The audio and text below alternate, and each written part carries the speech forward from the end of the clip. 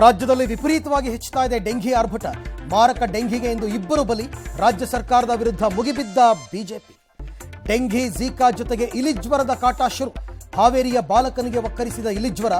ರಾಜ್ಯದಲ್ಲಿ ಪ್ಯಾರಾಸಿಟಮಲ್ ಮಾತ್ರೆಗೆ ಕೊರತೆ ಇದೆಯಾ? ಮೂಡ ಹಗರಣವೇ ನಡೆದಿಲ್ಲ ಅಂತಿದೆ ಕಾಂಗ್ರೆಸ್. ಸಿಎಂ ವಿರುದ್ಧ ಮುಗಿಬಿದ್ದ ಬಿಜೆಪಿಗೆ ಟಕ್ಕರ್. ಬಿಜೆಪಿ ಅವಧಿಯಲ್ಲೂ ಅಕ್ರಮಕ್ಕೆ ಬ್ರೇಕ್ ಹಾಕಲಿಲ್ವಾ?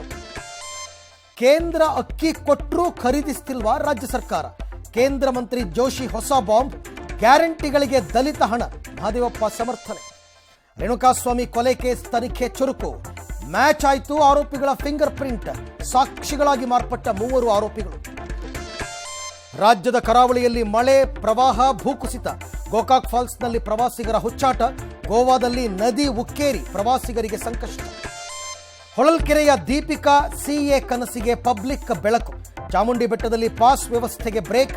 ಸಫಾರಿ ವಾಹನದ ಮೇಲೆ ಕಾಡಾನೆ ದಾಳಿ ಯತ್ನ.